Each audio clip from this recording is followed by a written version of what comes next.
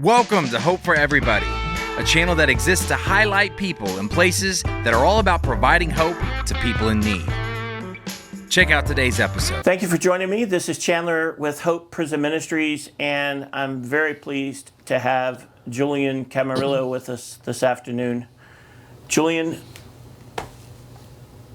what an honor to have you here. Yeah. Talk about your history with the ministry. It's been a up and down road of like 5 years. Yeah, a lot of back and forth, a lot of trial and error.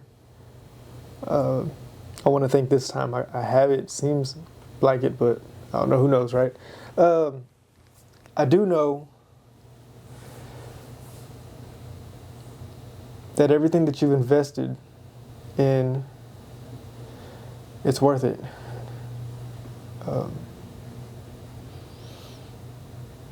And I think every day that I'm here, man, I feel that I know that I don't deserve a lot of the help that I get.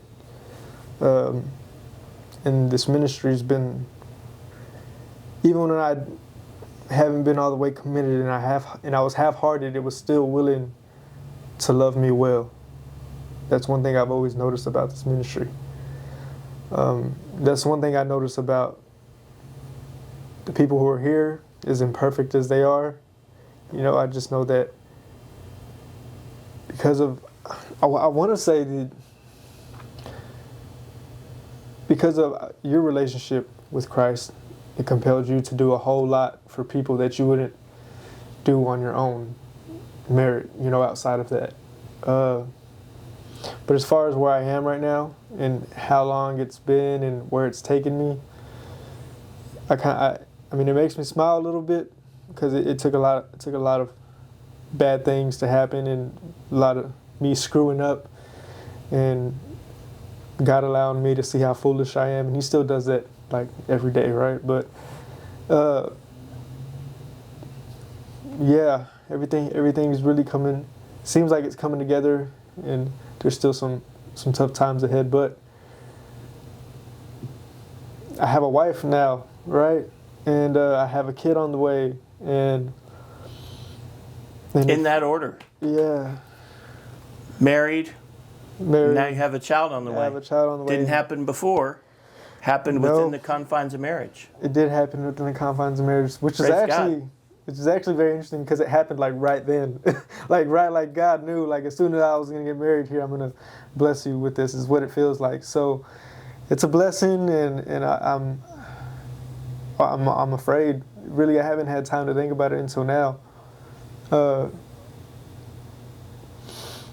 But I don't want to be too long. But yeah, and for some reason, I don't know how you make this happen, or God's really the one that makes it happen, I want to say. But to God be the glory. Yeah, it's because of Him that I feel, that I know that I'm able to have a place to stay, a safe place to worship God, a safe place to want to learn and grow. And that's with the help of this ministry and the way that God uses it through His grace and through His means. This is a means in which God is using to bring Himself glory. I feel that a lot of people don't get it, but I do. I know that you know that I do. Yeah.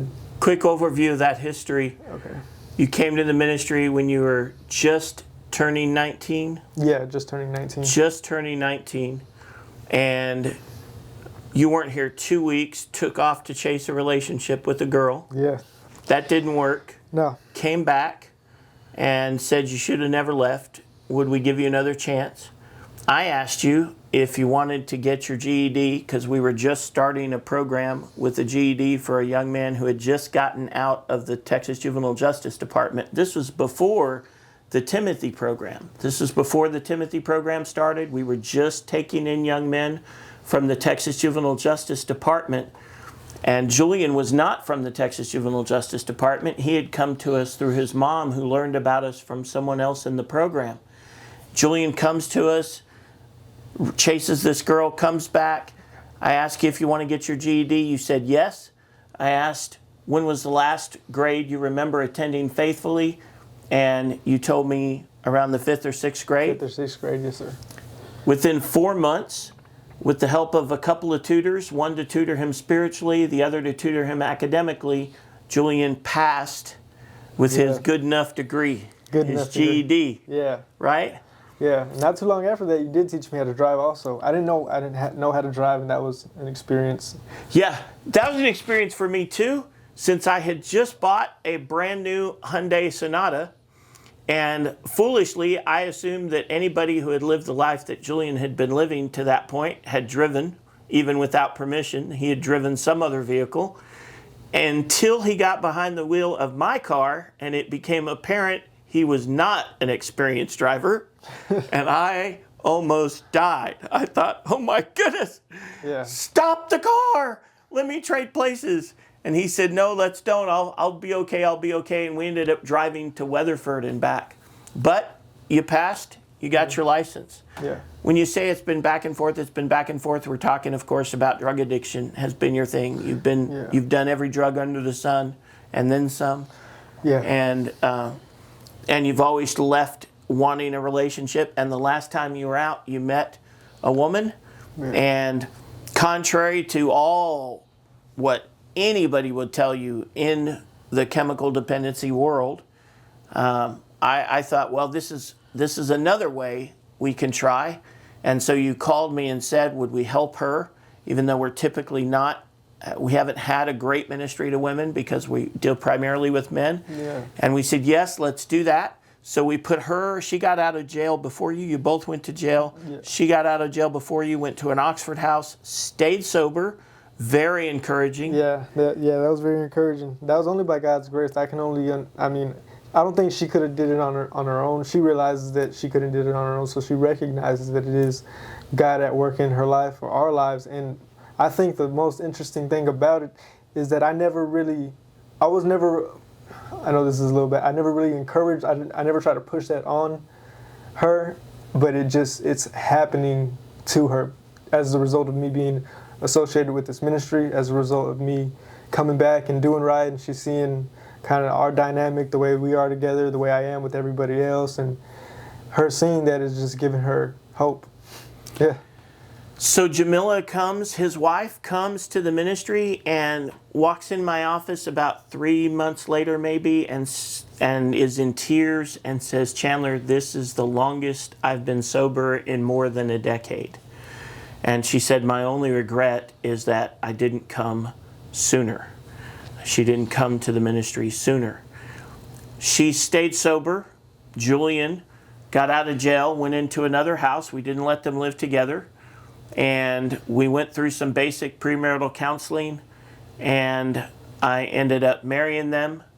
And it was interesting. We had discussed the fact that even though they'd been together for more than a year and had certainly had relations, they had not been able to, Jamila had not gotten pregnant.